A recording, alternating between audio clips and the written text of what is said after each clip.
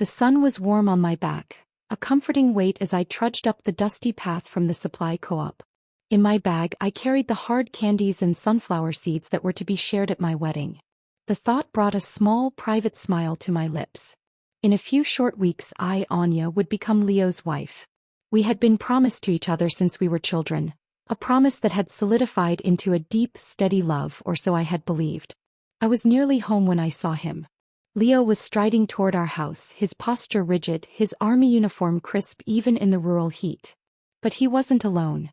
Walking slightly behind him with a delicate, hesitant step, was a woman I had never seen before. She was pretty in a fragile way, with large eyes and a brand-new floral dress that seemed out of place among our practical cottons. "Anya," Leo said, his voice a low, serious rumble that immediately set my nerves on edge. He didn't wait for a greeting. "This is Clara. He's pregnant." The bag of wedding candy felt suddenly heavy, a sack of leaden promises. I stared at him, my mind refusing to stitch the words together. "I can't stand by and watch her carry a child and be condemned by everyone," he continued, his jaw set in that familiar stubborn line I had once found endearing. "I've decided to register the marriage with Clara first." The world seemed to tilt. The sounds of the village, the distant lowing of a cow, children shouting, faded into a dull roar. First. The word was a physical blow. Everyone knew we were to be married. The invitations were practically sent, the banquets planned. I forced my face into a mask of stillness, my heart hammering against my ribs like a trapped bird. I would not give him the satisfaction of seeing me break. "All right," I said, my voice surprisingly calm and slow. "I understand." Then I turned. I didn't walk home. I walked straight past our house, past the lane that led to the fields, and toward the old schoolhouse where the educated youth from the city were lodged. I was going to find Adrian. Leo had prepared a whole speech, I could tell. He had expected tears, arguments, pleas. My ready agreement had left him stunned.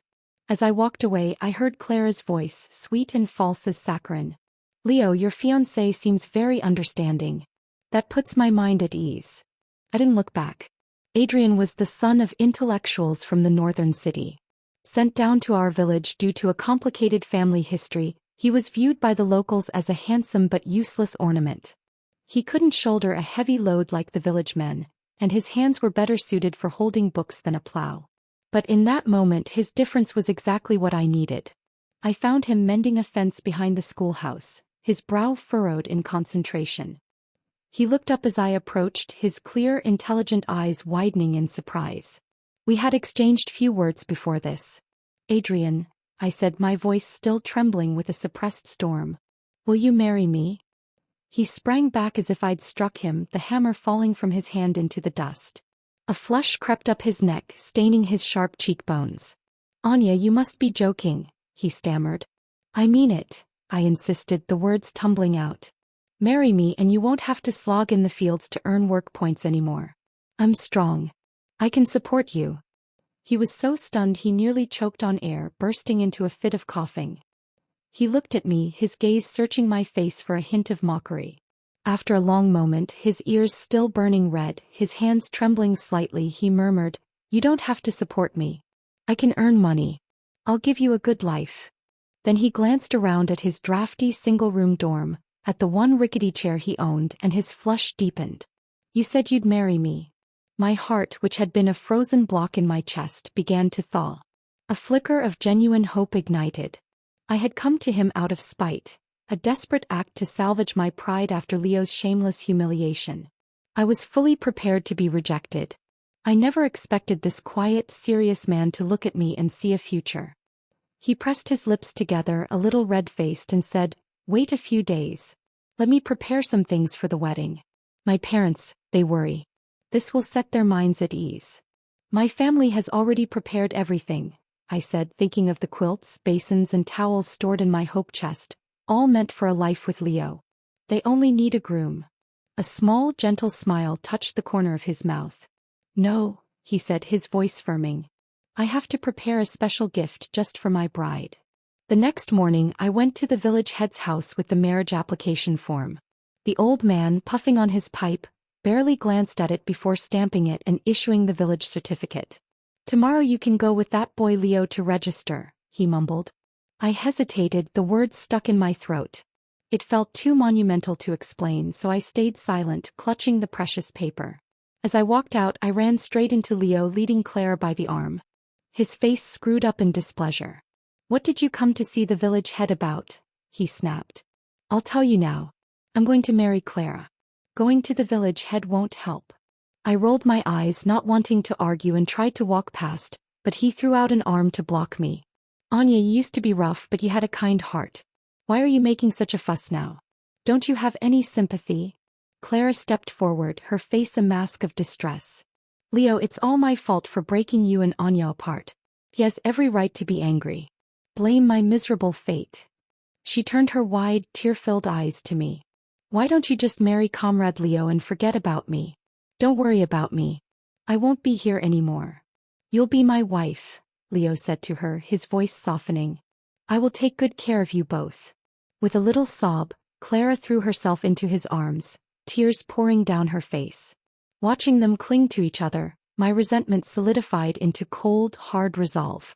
"Maybe your teammate is watching from heaven," I said, my voice icy. "Does he know you're caring for his wife and child like this?" Leo saw I remained unmoved, standing cold and indifferent, and a surge of anger rose in him. "Anya, I misjudged you. All those times Clara begged me to marry you were wasted. It turns out you can't even compare to her in the slightest. You're lacking in ideological awareness. You'd better go home and reflect honestly. If Clara's child is born and you improve your behavior, I might still marry you." I looked up at him, this man I had loved my entire life. "If you think so little of me and speak to me with such contempt, what right do I have to be your wife?" He straightened, radiating arrogant confidence. "Fine. At least you've got some self-awareness. Just behave, and when Clara's belly grows, come take good care of her and help her give birth. I'll consider marrying you sooner." I wanted to slap the marriage application in my pocket across his face. I couldn't believe I'd been so blind. But thinking of Adrian, of the cautious hope in his eyes, I didn't want to cause trouble for him. So I merely shot Leo an annoyed look. "Leo, I mean it. I don't want you. Let our families call off the engagement. You marry your Clara. I'll marry whom I choose. From now on we'll leave each other alone. It's finished." I saw the first flicker of genuine panic in his eyes. He and I had known each other since childhood. Our marriage was a settled fact in everyone's mind. "If you don't marry me, who else will you marry?" he demanded, his voice tight. "Aren't you just angry because I'm registering with Clara first? Already told you. Wait until her child is born and I'll marry you. What's the rush?" Seeing his tension, Clara grabbed his arm and whispered in his ear, her voice just loud enough for me to catch. "Don't fall for it. He's saying this on purpose to make you back down. He likes you so much. He wouldn't marry another. He's only trying to manipulate you." Leo let out a sigh of relief, his expression turning sharp again. "Anya, I advise you not to play these games. Once I'm married to Clara, I'm done with you. Just wait for me 10 months. He didn't believe me. Not for a second. In his mind, he was the best prospect a country girl like me could ever hope for. I looked at him calmly. "Believe it or not, it's up to you. Just don't bother me about your business again." With that, I strode away, leaving him standing there, half embarrassed and half furious, shouting at my retreating back. "Anya, how long are you going to keep up this stubbornness? Don't blame me if I call the engagement off."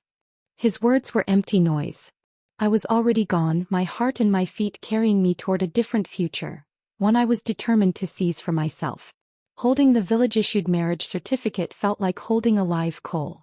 It wasn't for me and Leo. It was for me and Adrian. The name written beside mine was a declaration of war against the life I had always expected. I walked home, the dust kicking up around my ankles, each step feeling both terrifying and exhilarating. At home, the air was thick with the scent of steamed buns. My mother, a sturdy woman with hands worn from a lifetime of work, was kneading dough. She glanced up as I entered, her face softening into a smile. "Back from the village head? Good. The sooner you and Leo register, the better for peace of mind." I said nothing, my throat tight. I simply handed her the folded paper. She wiped her flour-dusted hands on her apron and took it, her eyes scanning the top. Good. Your father can take it too." Her words cut off. Her smile vanished. She brought the paper closer to her face, her eyes widening. "Anya, what is this?"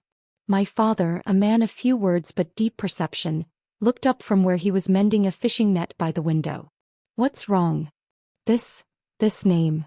Mother stammered, thrusting the paper at him. When did that boy Leo change his name to Adrian? Father took the certificate, his brow furrowing as he read it. He looked from the paper to my face, his gaze searching. Daughter, he said, his voice low and steady. Explain. I took a deep breath, picking up a cornbread bun from the table and dipping it into the bowl of salty pickles, trying to project a calm I didn't feel. There's nothing to explain. I changed who I'm marrying. Your son-in-law will be Adrian. The silence that followed was broken by my mother's sharp intake of breath. Then chaos. You want to die, don't you? You silly girl. Are you rebelling against us? She shrieked, lunging across the room to pinch my ear with her iron grip. Such a good fiancé you throw away and you pick some pretty weakling. Can that face feed you? I dodged her, my own temper flaring. Yes. I like his face. Looking at him makes me able to eat 2 more bowls of rice. I'll kill you, you unfilial girl, she roared, grabbing for a rolling pin. The door swung open at that moment and Adrian stood there, frozen on the threshold. He had heard everything. A scarlet flush spread from his neck to his cheeks, but when he saw my mother advancing on me with the rolling pin, he moved without hesitation. He strode forward, his ears burning, and gently but firmly blocked her hand. Auntie, please, he said, his voice quiet but clear. Don't hit Anya. It'll hurt her. My mother panted with rage, but looking at Adrian's face, so handsome it was almost otherworldly, like an immortal from one of the old stories, she faltered. The rolling pin lowered an inch. I'll admit it, he really was that good looking. Fine, she spat out, her voice still sharp but holding back. Then tell us what's going on. Father was calmer. He knew his daughter. I might be reckless, but I wouldn't shatter my own future without a reason. You, he said, nodding to Adrian. Wait outside a bit. I turned to Adrian, seeing the worry in his eyes. It's fine, I said, giving him a small, reassuring look. Don't leave him standing outside. Adrian, go sit in the next room and have some water, my mother muttered, her tone begrudging. Father gave us both a helpless look, clearly fed up with her sharp tongue but understanding her fury. Once Adrian was out of earshot, I told them everything. About Leo arriving with Clara. About his cold, unyielding decision to marry her first. About his demand that I endure it and wait, that I should even care for her during her pregnancy. I told them about his contempt, his belief that I was nothing without him. They exploded. My father, usually so placid, roared with a fury I had never seen. Outrageous. Is he even human to treat our daughter like this? I won't let him off. He made to storm out to confront Leo's family immediately. I stopped him. No. It's done. I won't marry Leo. I've decided to register with Adrian. But Anya, even if Leo's a scoundrel, you can't just marry anyone, my mother argued, though her anger was now mixed with a dawning heartbreak for me. Father nodded. She's right. We don't know this Adrian at all. What if his family are the same? What if he's just as worthless? Besides, he lowered his voice. He's in the next room. If you want to know something, just ask. Cornered, they called Adrian back in. The questioning began. Where was his family? What did they do? What were his intentions? Adrian stood straight, meeting my father's gaze without flinching. Uncle, Auntie, he began, his voice respectful. Then he did something that stunned us all. He reached into the inner pocket of his simple white shirt and pulled out a carefully folded handkerchief. He unwrapped it on the table. Inside was a thick wad of bills and nestled beside it, a gleaming gold necklace and a matching bracelet. They seemed to light up the dim room. My parents swallowed hard, utterly stunned. This was more wealth than many of our village families saw in a decade. Adrian, my mother finally managed, her voice hushed. With things like these, why would you choose Anya? It wasn't that they looked down on me. It was that with his means he could easily marry a city girl and find a way back to urban life. Why suffer here in the countryside with us? Adrian looked at me, his gaze soft and unwavering. Anya is wonderful, he said, and the simple sincerity in his voice made my chest ache. No one compares to her. Being able to marry her means I am the one reaching up. As they say, a scholar's words can really soothe hearts. My father, who had been vehemently against it moments before, slowly nodded, a grudging respect in his eyes. My mother looked from the gold on the table to Adrian's honest face, and the fight went out of her. And just like that, my marriage to Adrian was settled. We agreed to register the day after tomorrow. Meanwhile, Leo had gone home restless, unable to calm down. He thought about coming to talk to me to reassert his control, but just as he stepped out, Clara clutched her belly, her face pale, and whimpered that she wasn't feeling well. Terrified, Leo scooped her up in his arms and carried her back inside. Neighbors who saw them so close together pointed and whispered. Clara seemed to feel no shame. In fact, she seemed pleased. Now everyone knew their relationship wasn't simple. Leo fussed over her nonstop, and by the time her pain subsided, the sky was dark. His plans to confront me were abandoned for the night. The next morning, Clara covered her face and cried in front of Leo, saying she couldn't go on living. It turned out that after seeing their intimacy, some nosy aunties had questioned her while she was washing clothes. When they learned she was his late teammate's widow, they had looked at her with open scorn. She was furious. "What do these country bumpkins know?" she seethed internally. "Once I marry Leo, they'll all be so jealous their eyes will pop out." Leo looked at her tears and decided on the spot. "We're going to register our marriage. Today." He wanted to cement his new path, to prove to himself and everyone else that he had made the right, honorable choice. "Claire, wait here for me.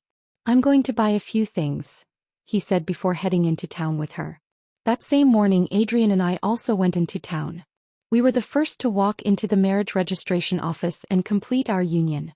When I looked at the official certificate in my hand, the red stamp sealing my name to Adrian's, it still felt unreal, a beautiful, fragile dream. "Anya, what are you doing here?" Leo's voice was like a splash of cold water. Of all days, to run into them on this happiest of occasions was truly cursed fate. He stood there with Clara, his expression shifting from surprise to smug understanding. "Shameless," he barked, though a flicker of joy had sparked in his chest when he first saw me. He thought I had come after all, that my resolve had broken. "You actually followed me and Clara here? I know you want to marry me, but you need to understand Clara's belly can't wait. Be sensible. Once the baby is born, I'll marry you. And don't ever follow us again. If you scare Clara's child, even 10 lives wouldn't be enough to make up for it." With that, he slipped an arm around Clara's waist and gave me a look as if tossing scraps to a beggar. I stared at this foolish, self-important man and simply turned to leave. I had what I needed. I had my future in my hand. When Clara saw I didn't scream or fight, she curled her lip and said with false modesty, "Leo, maybe we should forget this. I can't compare to Anya. You grew up together. If she really gets angry and breaks the engagement, what will happen?" "She wouldn't dare," Leo said with disdain loud enough for me to hear. "The whole village knows she belongs to me. Who else would want her? And besides, no one else here could compare with me." I stopped and turned my voice flat. "I already said it. Our families are breaking off the engagement. From now on, we'll have nothing to do with each other. Don't flatter yourself." I didn't bother wasting another word. I walked away, my hand finding Adrian's. His grip was warm and solid. Leo watched me go, an uneasy feeling creeping into his chest. He wanted to chase after me, but Clara clung tightly to his arm, holding him back. "Leo," she whispered, her eyes welling up again. "Are you regretting this? It's fine. If a pregnant woman like me is being pointed at and whispered about, I can bear it. Go chase Anya instead. You two can still register today." "How could I?" Leo said firmly, pulling her closer. "I promised my teammate I would take care of you and the baby. I won't let you suffer." And just like that, Clara held her fresh marriage certificate, a triumphant smile playing on her lips. Childhood sweetheart engagement, none of it had mattered. Leo had still chosen her. But as I walked away with Adrian, my own certificate safely tucked away, I knew with a certainty that settled deep in my bones, I was the one who had won. At home, my mother looked at my marriage certificate, her emotions a turbulent river finally reaching the sea. She laughed until tears streamed down her face. "When you were born, you were no bigger than a kitten," she choked out, pulling me into a rare, fierce hug. "And now you're married. From now on, you can't be so reckless. Remember, you have to think of the family." My father's face was filled with a profound relief. Good. A wedding is a happy thing." He clapped Adrian on the shoulder. a gesture of acceptance that made my new husband stand a little taller. Let's tidy things up for our daughter. He decided the celebration would be held in 3 days. Since the cow shed where Adrian was staying was far too shabby and damp, the wedding room would be prepared in our house. The next 3 days were a blur of activity. The wedding candies I had bought for Leo were now for Adrian. The quilts and towels were brought out from my hope chest. There was a strange symmetry to it, using the trappings of one dead future to build a new one. Adrian, true to his word, had prepared his special gift. He had traded some of his city goods for fine red fabric, and the village tailor, working through the night, had created a beautiful, simple dress for me. It wasn't extravagant, but it was new and it was his. On the wedding day I put on the red dress. My mother, her earlier fury entirely replaced by a bustling, nervous energy, fussed with my hair, tucking a bright flower behind my ear. I had even allowed her to dab a little rouge on my cheeks. I was chatting with her in the main room, my heart fluttering like a hummingbird, when Adrian, looking unbearably handsome in a new dark blue tunic, leaned close. "I need to step out to bring you something," he murmured, his eyes sparkling with a secret. "I'll be back before the guests arrive." He had barely disappeared down the path when a noise erupted outside. Shouts, the sound of a scuffle. My mother and I exchanged a worried glance and went to the door. And there he was. Leo. He stood in the center of our courtyard, his face a thundercloud. The moment his eyes landed on me, dressed in my festive red, my hair adorned, a touch of color on my lips, his expression shifted. The anger faltered, replaced for a single, unguarded moment by a stark, undeniable longing. "Anya," he said, his voice rough. "You know, we only postponed our wedding." He gestured dismissively at my dress. "Hurry and change out of those clothes so Clara can wear them instead." Perfect timing. "Clara and I will borrow your courtyard today for our banquet. Sorry to trouble you." He then looked at the rouge on my cheeks, his brow furrowing with concern for her. "By the way, that rouge you used, it's safe for the body, right? You know she's pregnant, so we have to be careful." Clara stood behind him, one hand resting possessively on her still flat belly, a flash of pure pride in her eyes. She had won and she wanted to salt the earth of my defeat. I laughed, a short, sharp, disbelieving sound. "Who said I'm marrying you? What are you doing barging into my house making a scene?" His face darkened, his brows knitting into a tight, furious line. "Anya, what are you doing? We're engaged. If you don't marry me, who else would you marry?" He let out an exasperated sigh as if dealing with a stubborn child. "Fine, I know you're upset. Just change your clothes. After Clara and I finish our banquet, we'll make it up to you later." The villagers who had begun to gather for my wedding couldn't stand it any longer. One of the older aunties, Mrs. Zhang, spoke up carefully. "Isn't today's groom supposed to be Adrian?" "Exactly," my father roared, finally breaking free of my mother's restraining hand. He had wanted to throw Leo out the moment he arrived. That single sentence from Mrs. Zhang hit Leo like thunder from a clear sky. His smug, confident expression froze, shattered into a mosaic of disbelief. He stared at me, his eyes wide. "What nonsense are you spouting? Anya would never marry that poor, city-bred youth." He turned his pleading, furious gaze back to me. "Anya, I know you're upset, but you can't joke about marriage." "I'm not joking," I said, my voice cool and steady though my hands were trembling. I locked my fingers together. "Today is my wedding day with Adrian. When you decided to marry Clara, there was nothing left between us." I made sure my eyes were cold, without a single flicker of the old warmth. I wanted him to see only ice. Panic, raw and undisguised, spread across his face. "No, Anya. We're engaged. How could you marry someone else?" The logic of it was so twisted, so arrogant, it took my breath away. "You let me register with Clara, but you won't let yourself get married? Don't forget you're the one who betrayed me first." The sheer audacity was stunning. "You knew exactly what you were doing," I answered, my voice low and sharp. "If you wanted to play father to Clara's child, that's your business. But don't expect me to be the fool left behind." Seeing the finality in my eyes, a pain so profound it looked physical clenched in his chest. He had never imagined I could be so resolute, so completely beyond his reach. Gritting his teeth, unwilling to accept this new reality, he lunged forward. His hand, strong and calloused from years of training, seized my wrist in a bruising grip. "You're coming with me now," he barked, trying to pull me away from my own home, my own wedding. I can pretend none of this ever happened. We can still be together. A sharp, steady voice rang out, cutting through the tension like a blade. And where exactly are you trying to drag my wife? Adrian stood at the gateway, a brand new, gleaming bicycle propped beside him. He must have run all the way back. He didn't hesitate. He strode straight over, his movements fluid and sure. In one fierce, decisive motion he pried Leo's fingers from my wrist, pulling me safely behind him. Only then did I realize with a jolt that Adrian was half a head taller than Leo. Though leaner, his stance was unyielding, his bearing radiating a quiet authority that matched Leo's bluster entirely. The veins on Leo's forehead throbbed. "Adrian," he snarled, his jaw clenched so tight I thought it might crack. "How dare you steal my woman?" Adrian arched a single, unimpressed brow. He reached into the inner pocket of his tunic, the same one that had held the gold, and pulled out our red marriage certificate. He held it up for everyone to see. "Your woman," he said, his tone dangerously calm. "Anya is my lawful wife. At most you're her ex-fiancé." Leo's eyes widened, scanning the names on the certificate. The last of his color drained from his face. "Anya," he whispered, the sound ripped from him. "You actually registered with him."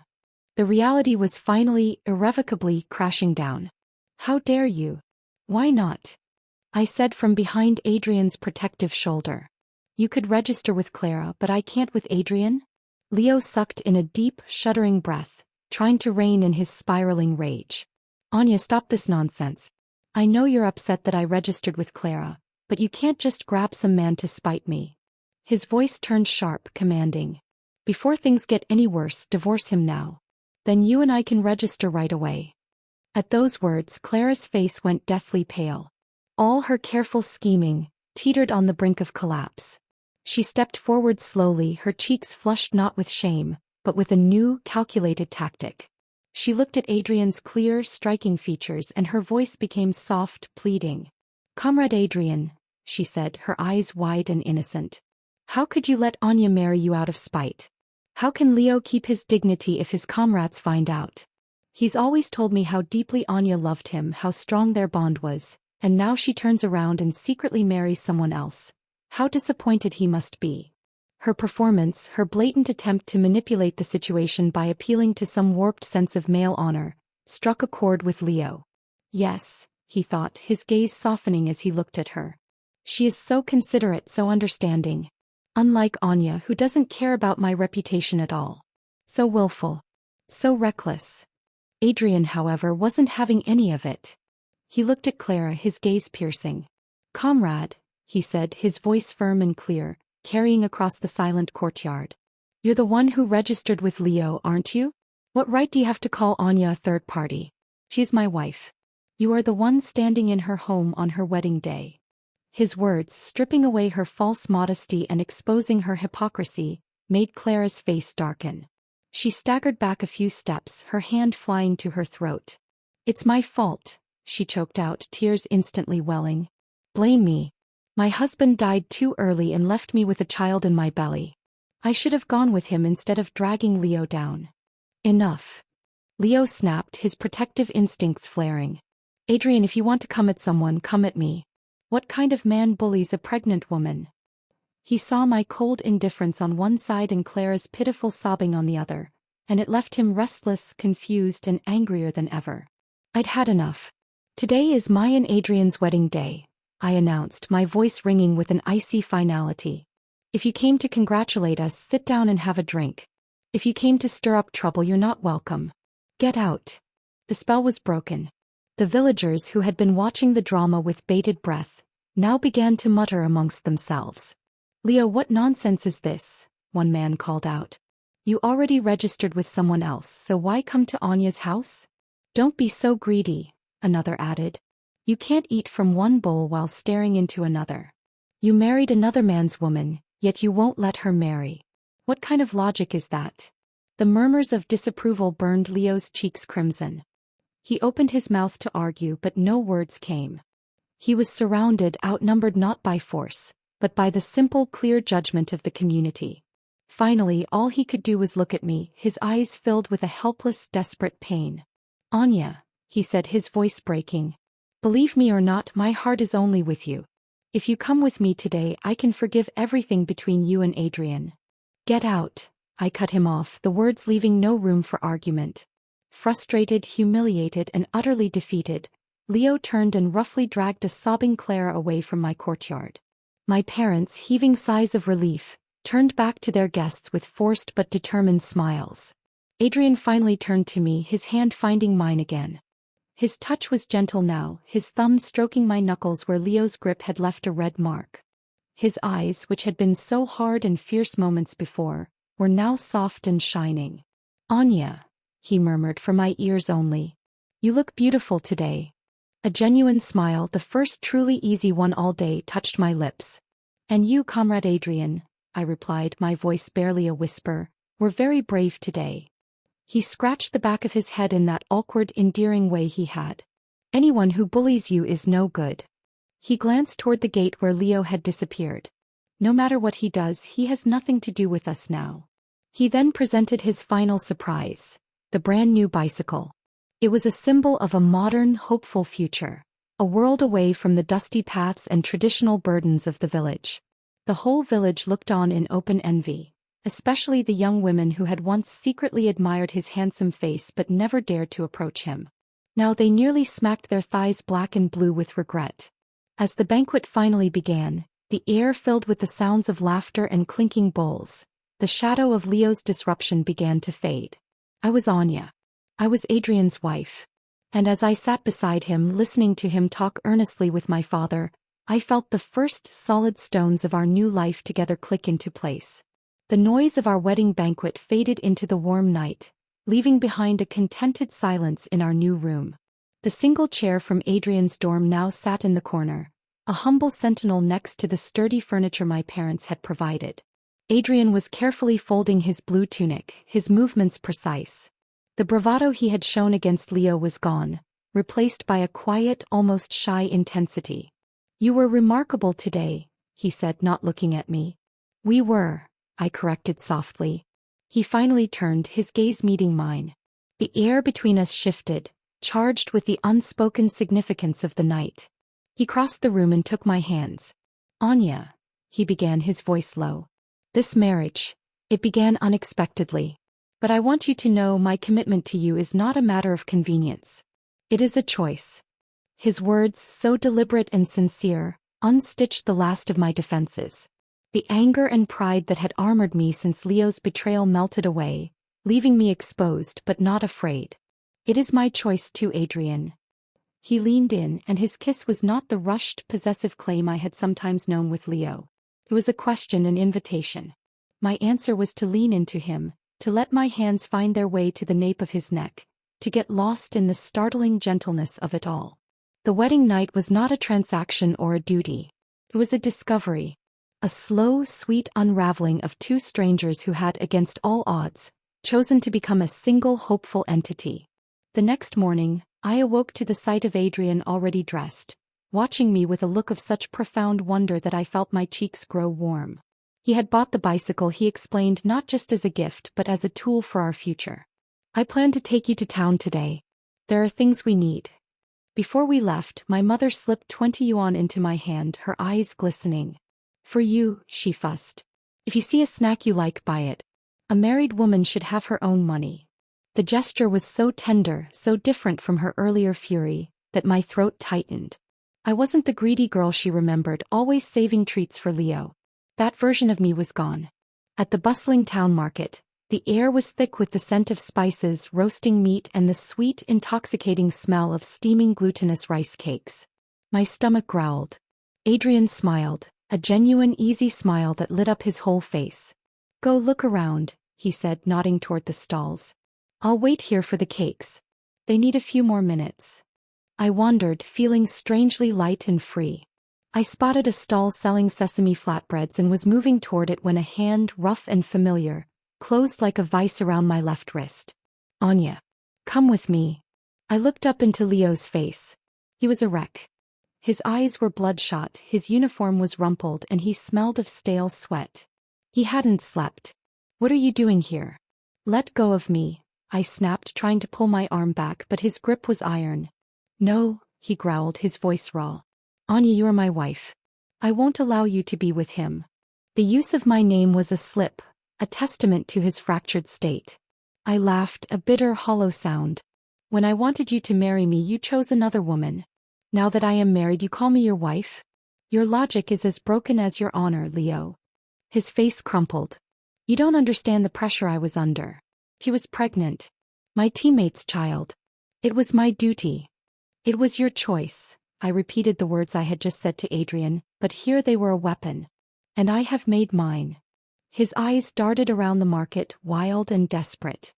He was about to say more, to cause a scene that would shame us both, when Adrian's calm voice cut through the tension. I believe you are harassing my wife. He stood a few feet away, holding a steaming, fragrant packet of rice cakes. His posture was relaxed, but his eyes were like flint. He didn't shout. He didn't need to. Leo's grip on my wrist tightened reflexively, then slackened as he registered the absolute cold certainty in Adrian's face. He was outmatched, not in strength but in resolve.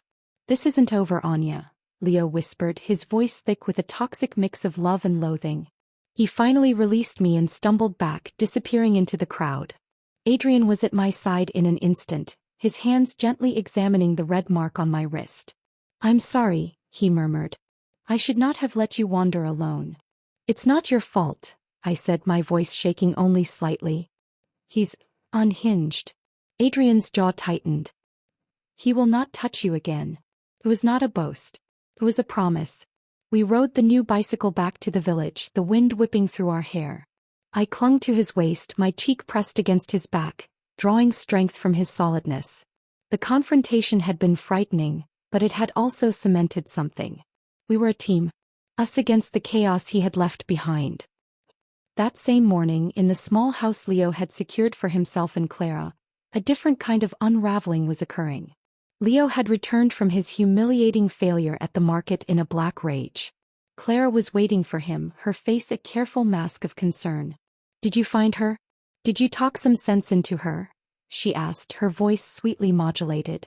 Leo didn't answer. He just stared at her, at the way she stood, at her flat stomach. The seed of doubt planted during the cold, sleepless night began to sprout. Her pregnancy. The constant, convenient ailments that always seemed to surface when his attention wavered from her. The way she had manipulated him at every turn.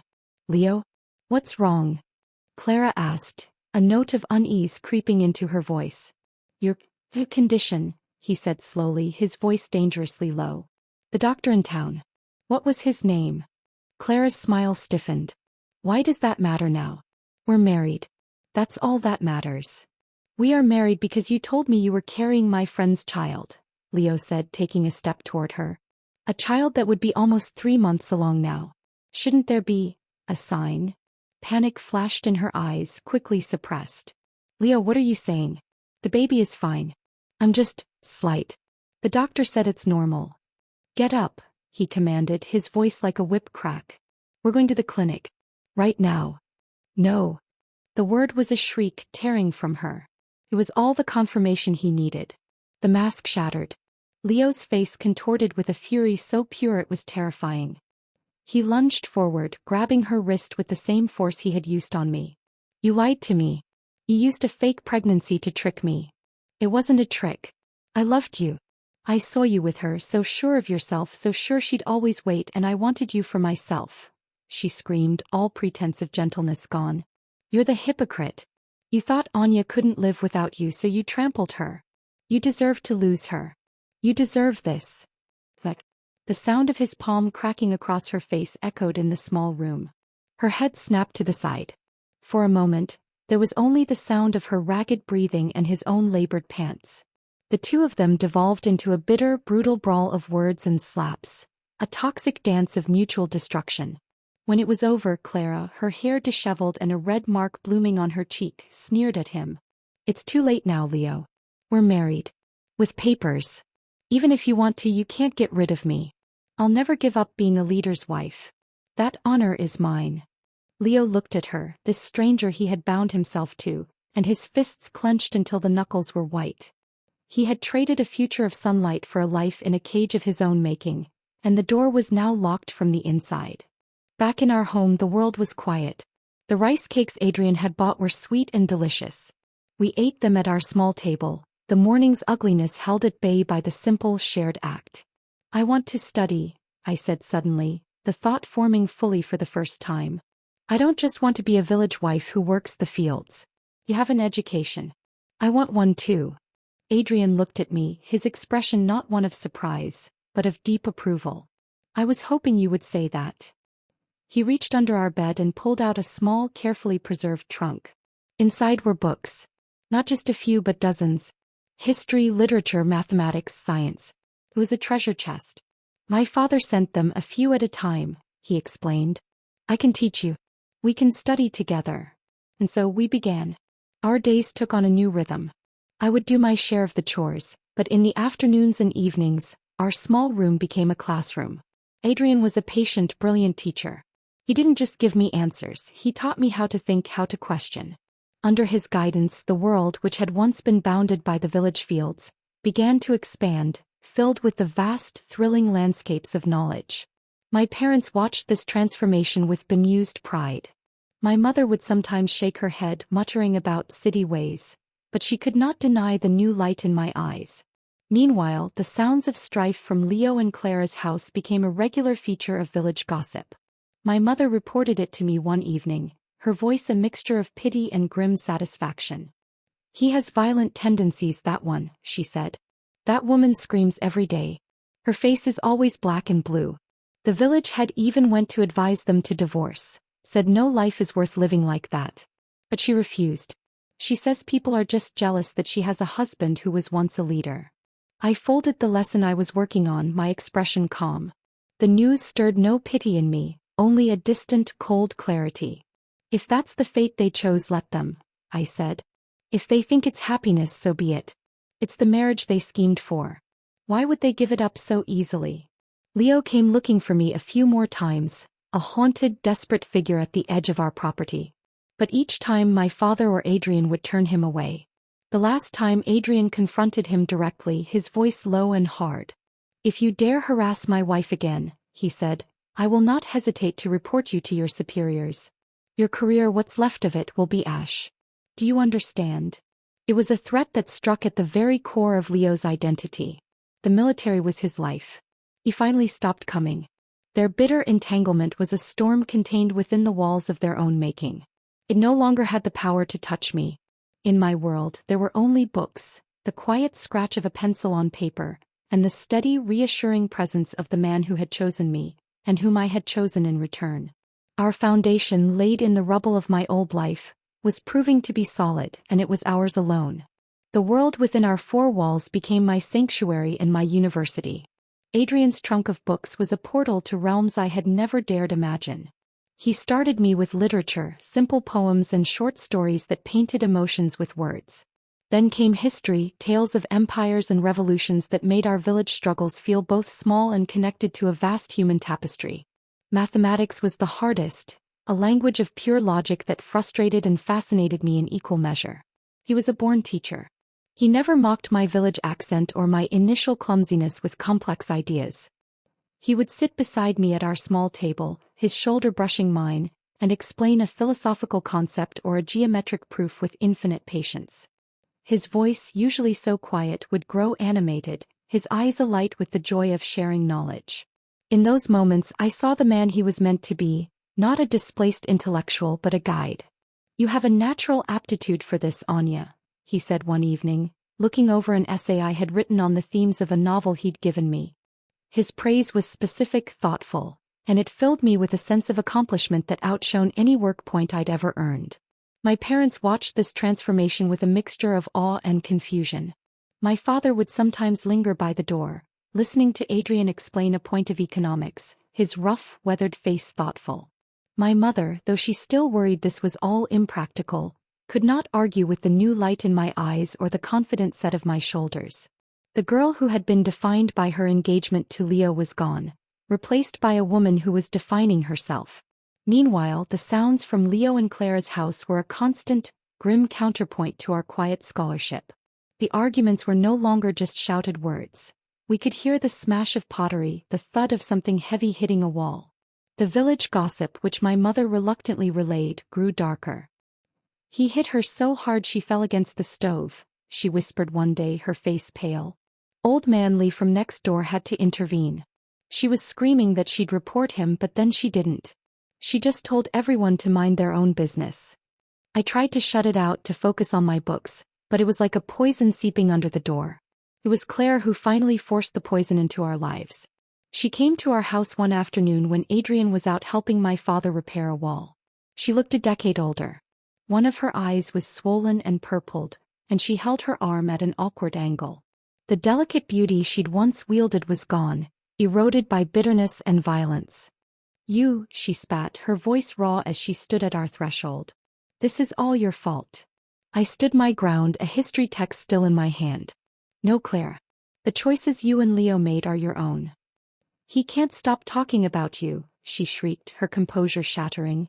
"It's, Anya would have understood, or, Anya was never so weak. He compares me to you every day. You've ruined my life without even being in it." The sheer, twisted injustice of it took my breath away. "He ruined yours and you helped him ruin mine," I said coldly. "You built your marriage on a lie. Did you think the foundation would hold?" Her face crumpled, not into tears of remorse but of furious self-pity. "I loved him. I just wanted him. Was that so wrong?" "The way you went about it was," I said. "Now please leave. You are not welcome here." She didn't move. Her eyes, desperate and hateful, scanned our small, tidy home, landing on the stack of books, the notes in my handwriting. A sneer twisted her bruised lips. "Playing scholar's wife? Don't make me laugh. You'll always be a country bumpkin. He'll leave you. He'll go back to the city and leave you here in the dirt." Before I could reply, Adrian's voice came from behind her. He and my father had returned, tools in hand. "The only person who is unwelcome here is you," Adrian said, his voice like ice. He looked at her injuries without a flicker of pity. "If you have problems with your husband, take them to him. Do not bring your misery to my wife's door. Ever again." Clara shrank back from his authority, from the cold fire in his eyes. With a final, venomous glare at me, she stumbled away. My father let out a long, weary sigh. "That woman is a snake, and that boy, that Leo, he's become a monster." Adrian came to me, his hand finding the small of my back, a steadying presence. "Are you all right?" I nodded, leaning into his touch. "I am. Because I'm here with you." The incident with Clara seemed to be the final crack that broke the dam. A week later, the news swept through the village. Leo had been formally reported for conduct unbecoming and domestic disturbance. The rumor was that Clara, in a final calculated act of revenge after a particularly brutal fight, had gone to his commanding officer herself, detailing his violence and revealing her own deception about the pregnancy. The fallout was swift and merciless. Leo, the promising deputy battalion commander, was stripped of his rank and expelled from the army in disgrace.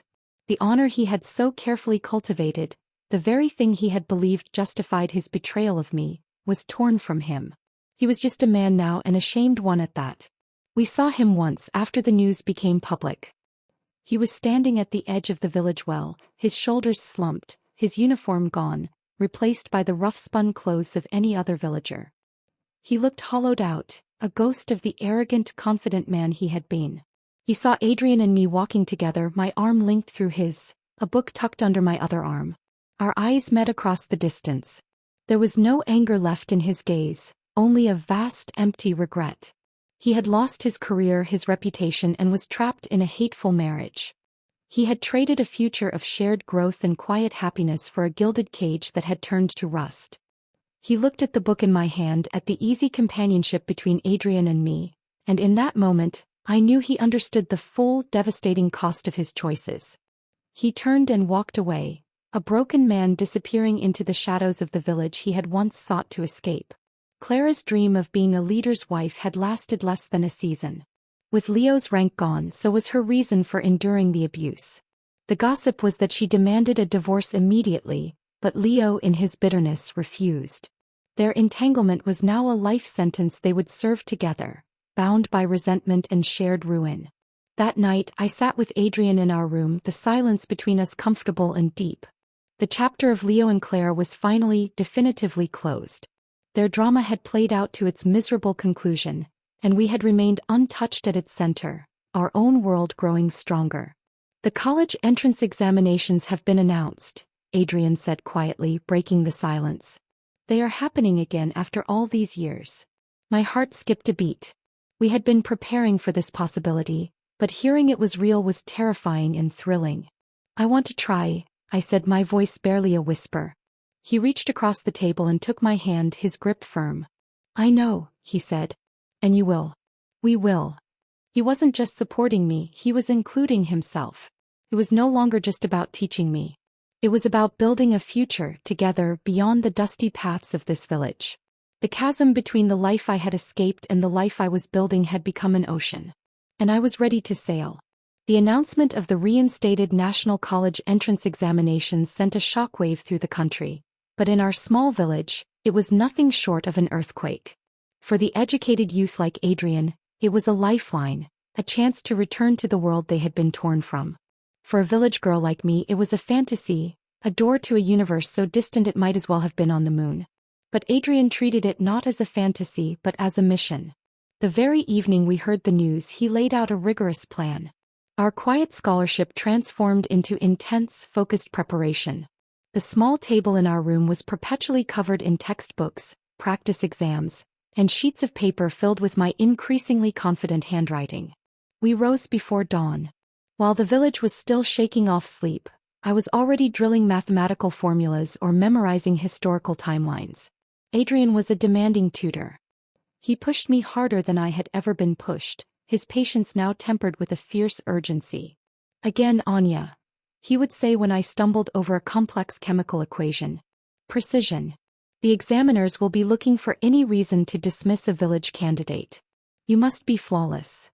The villagers watched our frenzy with a mixture of curiosity and skepticism. Whispers followed me to the well in the market. Anya thinks she's going to university? That city boy has filled her head with nonsense. My mother, though supportive, would often look at me with worried eyes, pressing extra eggs into my hand as if physical nourishment could fortify my mind against the impending disappointment. The only shadow from my past was the occasional distant sight of Leo. He had taken up drinking. We'd see him sometimes, slumped outside the village store, a hollowed-out shell of a man. He never approached us again. His disgrace was complete, and our success was a mirror that reflected his failure with unbearable clarity. Claire was rarely seen, a ghost in her own unhappy home. The day we received our admission tickets to take the exam in the provincial capital was one of heart-pounding terror and exhilaration. Holding that small piece of paper felt more significant than my marriage certificate. It was a ticket to a future I was actively seizing. The journey to the capital was my first time leaving the county. The world outside the train window was a blur of fields, factories, and sprawling cities that stole my breath. Adrian sat beside me, his calm presence a steadying anchor. He spent the journey quietly reviewing key points, his faith in me absolute. Remember, he said as the city skyline emerged in the distance. You know the material as well as anyone in that room. Your mind is your own. Trust it. The examination hall was a vast, echoing room in an old university building. It was filled with hundreds of candidates, their faces pale with concentration and fear. I saw city youths in smart clothes, their confidence a palpable force. For a moment my courage faltered. Who was I, a village wife, to think I could compete with them? I found my assigned desk, my hands trembling. I glanced over at Adrian, who was seated several rows away. He met my gaze and gave me a small, almost imperceptible nod. It was enough. The proctor passed out the papers. The rustle was like the sound of 1,000 birds taking flight. I looked down at the first page, the characters swimming before my eyes. Panic clawed at my throat. Then I heard Adrian's voice in my head. Precision. Flawless. Trust your mind. I took a deep, shuddering breath, picked up my pen and began to write. The world narrowed to the space between my mind, my hand, and the paper. The essays on politics and literature flowed, shaped by countless evenings of discussion with Adrian. The mathematical problems, once my nemesis, unfolded with a clean, logical clarity. I was no longer Anya the village girl. I was a mind reasoning, analyzing, creating. It was the most terrifying and liberating feeling of my life.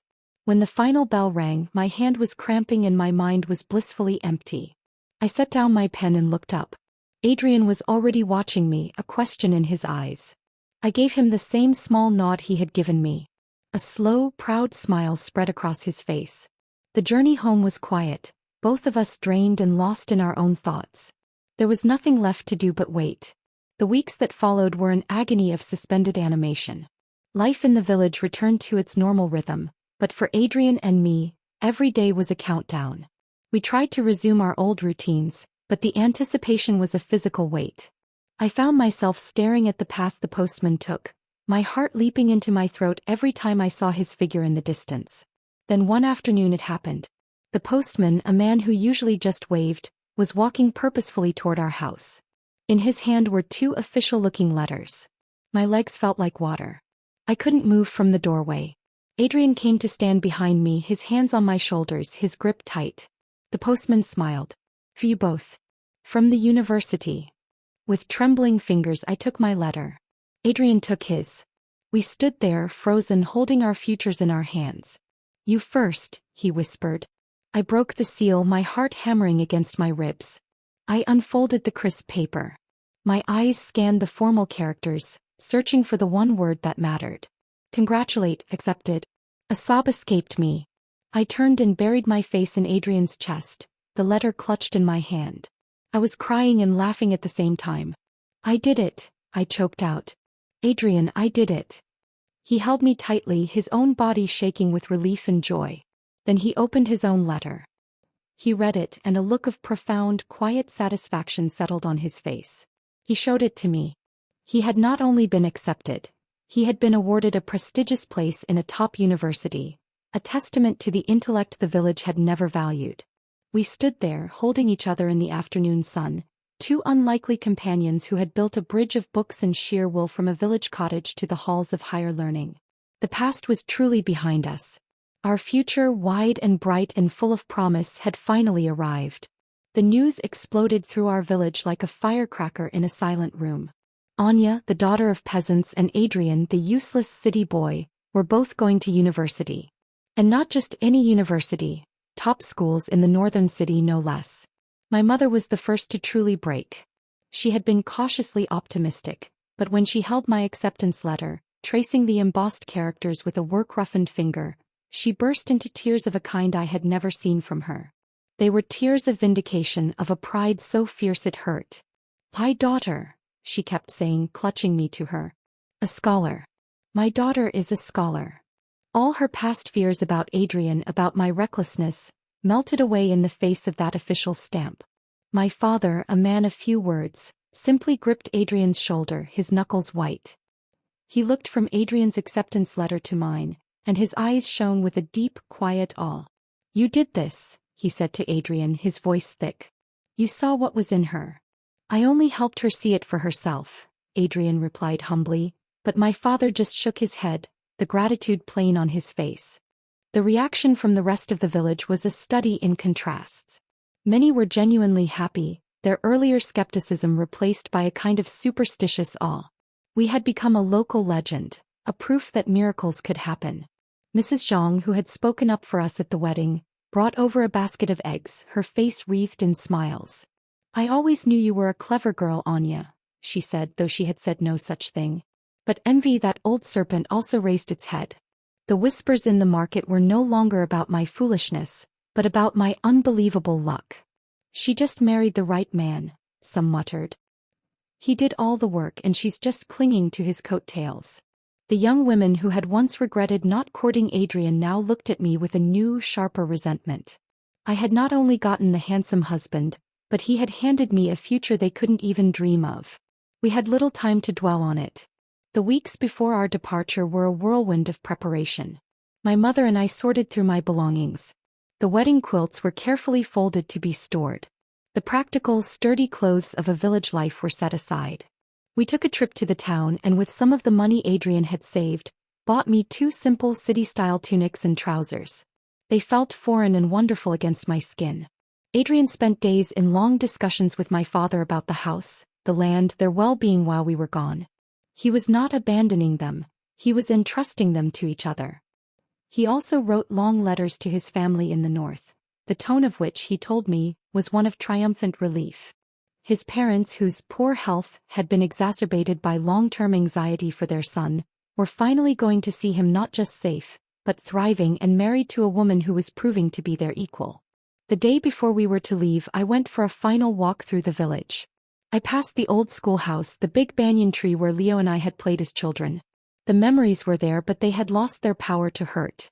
They were simply scenes from a book I had finished reading. It was then I saw him one last time. Leo was hauling water from the well, his movements sluggish. He saw me and stopped, the buckets hanging heavily from his shoulders. The bitterness in his eyes had been burned away, leaving only a dull, aching emptiness. He looked at the small bag of books I was carrying, at the new clothes, at the unmistakable aura of a person with a destination. There were no words. What could be said? He had chosen his path and I had fought for mine. He gave a single, almost imperceptible nod, not of friendship but of acknowledgement. A final admission that the girl he had known was gone. He hefted the buckets and walked away, back toward the small, unhappy house he shared with Clara. Their lifelong entanglement was their own to manage. It had nothing to do with me. Our last evening at home was quiet. My mother cooked all my favorite dishes, her eyes red-rimmed but smiling. My father presented Adrian with a fine hand-carved pipe. "For your studies," he said, a rare gruff joke that made us all laugh. We sat together, the four of us, and the air was filled not with sadness, but with a profound, hopeful anticipation. The next morning, the entire village seemed to be gathered to see us off.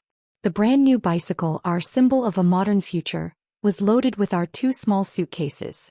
They contained everything we owned, everything we were, and everything we hoped to be. My mother hugged me fiercely, whispering last-minute advice and blessings into my ear. My father shook Adrian's hand, then pulled him into a brief, hard embrace. "Take care of her," he murmured. "Always," Adrian vowed. Then we turned. Adrian mounted the bicycle and I climbed onto the seat behind him, holding onto his waist.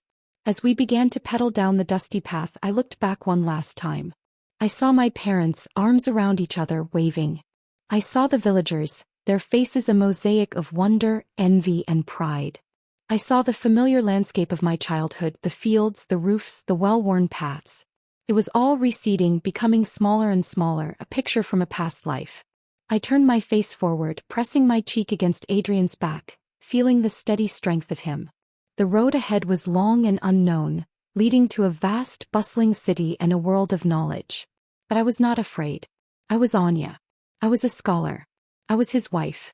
And I was finally, completely free. The city was a symphony of noise.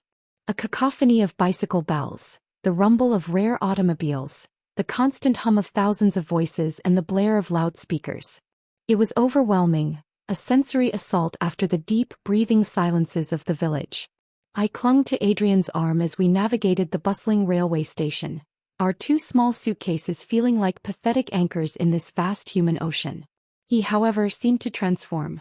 The quiet, cautious man from the village walked with a new purpose, his shoulders straight, his eyes alight with a familiar energy. This was his world, or a shadow of the world he had lost. He navigated the complex bus routes with ease, leading us to the gates of the university. The campus was another world entirely. It was a sanctuary of ancient, ivy-covered buildings and wide, tree-lined paths. Students hurried everywhere, their arms laden with books, their faces etched with a concentration I recognized from my own intense studies with Adrian. The air itself felt different, charged with intellect and ambition. Our arrival caused a minor stir. Adrian, the returned son of intellectuals, was welcomed by the faculty with a respectful warmth. But I was the object of open curiosity. A village wife, admitted on her own merit? The whispers were palpable. I saw the sidelong glances, the raised eyebrows. I felt the weight of their assumptions, that I was a charity case, a bumpkin who had lucked into a brilliant husband. Our dormitory room was small and stark, shared with another married couple. It was a far cry from the spaciousness of my parents' home, but it was ours. That first night, as we lay on our narrow cot, the unfamiliar sounds of the city drifting through the window, a wave of crushing loneliness and doubt washed over me. What was I doing here? I was an imposter, a peasant girl playing scholar. As if sensing my turmoil, Adrian's hand found mine in the dark. They don't know you, he whispered into the silence. They don't know the strength it took to get here. Show them. His words were a lifeline. The next morning I walked into my first lecture on modern literature with my head high. The professor, a stern-looking woman with sharp eyes, called the roll. When she reached my name, Anya, she paused, her gaze sweeping over me, taking in my simple homemade tunic. The village prodigy, she said, her tone not unkind but deeply skeptical. Let us see if rural life has given you any unique insight into urban disillusionment in the post-revolutionary novel. A few students snickered. My face grew hot, but I met her gaze. I thought of the countless evenings with Adrian, debating themes and characters by the light of a single lamp. I thought of the essays I had written, the logic I had honed. When I spoke, my voice was clear, without a trace of the tremor I felt inside. I spoke not of abstract theory but of the human cost of change, of the tension between tradition and progress, a tension I had lived. I used the village as my lens, not as a limitation, but as a foundation for understanding a universal struggle. The room fell silent. The professor's skeptical expression softened into one of thoughtful interest. A compelling perspective, she conceded. One we would do well to consider. It was a small victory, but it was everything. The wall of prejudice had a crack in it. From that day on, I worked with a ferocious determination. I was always the first in the library and the last to leave. I asked questions, I challenged points, I devoured knowledge not as a privilege, but as a right I had earned with sweat and will. Adrian meanwhile flourished. He was in his element, his intellect finally given the space it needed. He was quickly recognized as one of the top students in his cohort. But the most beautiful thing was that our partnership only deepened. We were no longer just teacher and student, we were colleagues, peers. We would spend our evenings in a quiet corner of the library, sharing our notes, debating political philosophy, and helping each other through difficult problem sets. The village girl and the city intellectual had met in the middle, on the common ground of a shared passion. We received letters from home every few weeks. My mother's were filled with village gossip, always ending with how proud they were. My father's were shorter, but his clumsy characters carried a profound warmth. He once wrote, "The village talks of little else but you two. You have changed what they think is possible." There was never any news of Leo and Clara. They had become ghosts, fading from the narrative of our lives completely. One crisp autumn day during our second year, Adrian and I were walking through the campus grounds, a familiar sight, two students lost in discussion, our hands linked. He stopped me under a giant ginkgo tree, its leaves a brilliant canopy of gold. "I received a letter from the administration today," he said, his expression unreadable. My heart sank. Had something happened? Were we in trouble? He saw my fear and smiled. "They've offered me a position. Here. As a junior lecturer starting after graduation. And they've hinted strongly that there may be a research assistant position for a promising student in the literature department." He looked at me. "For you." The world seemed to hold its breath. A future, a real, tangible future here in this world of ideas. It wasn't just a temporary escape. It was a permanent home we had built for ourselves. Tears welled in my eyes, but they were tears of pure, unadulterated joy. "Adrian." "I told them we would need to discuss it," he said, his own eyes suspiciously bright. "But I already know my answer. This is our life, Anya. We built it together." We stood there, under that golden tree, two people who had been cast aside by their expected fates. He, the intellectual exiled to the countryside. I, the village girl betrayed and discarded. We had found each other in the rubble of our old lives and, piece by piece, book by book, had constructed something new and beautiful and entirely our own. I looked around at the soaring buildings, at the students hurrying to their futures, at the man beside me who saw not my origins but my potential. The journey had been long, from the dusty paths of my village to these hallowed halls. But I knew with a certainty that settled deep in my soul, that I was exactly where I was meant to be. Not in spite of my past but because of it. Every struggle, every heartbreak, every moment of doubt had been a stepping stone leading me here, to this man, to this life, to this version of myself I had once never dared to imagine. The past was a closed book.